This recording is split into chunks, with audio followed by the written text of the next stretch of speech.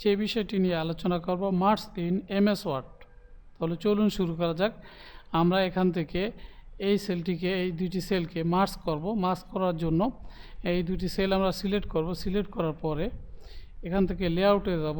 লেআউটে যাওয়ার পরে merge sell এখানে ক্লিক করার সাথে সাথে দেখব আমরা যে এই দুটি সেল মার্জ হয়ে গেছে। এখন আমরা যদি এখান থেকে এই দুটি সেলকে মার্জ করতে চাই, তাহলে এটি দুটি সেল সিলেক্ট করতে হবে। সিলেক্ট করার পরে মাউসের রাইট বাটন ক্লিক করতে হবে। ক্লিক করার পরে আমরা দেখতে পাচ্ছি যে মার্জ, এই যে দেখতে পাচ্ছেন মার্জ সেল, এখানে ক্লিক করলে মার্জ হবে। আর এর একটি শর্টকাট কি আছে, তা হচ্ছে আমরা এটিকে প্রথমে সিলেক্ট করব, সেল দুটিকে সিলেক্ট করব। সিলেক্ট করার পরে অল্টা প্রেস করে ধরে AM প্রেস করব। দেখেন এই সেল দুটি মার্জ হয়ে গেছে। দেখেন শর্টকাট কি হচ্ছে alt+A+M। অল্টা প্রেস করে ধরে রাখবো, তারপরে A প্রেস করব, তারপরে M প্রেস করব। অল্টা প্রেস করে ধরে রেখে A প্রেস করে A ছেড়ে দেবো, তারপরে M প্রেস করব।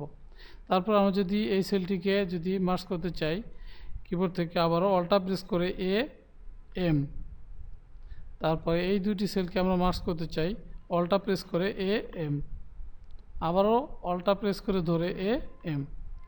আশা করি এই টিউটোরিয়ালটি আপনারা বুঝতে পেরেছেন যে কিভাবে এমএস ওয়ার্ডে মার্জ করতে হয়। শর্টকাট কি দেখালাম 3টি ওয়েতে।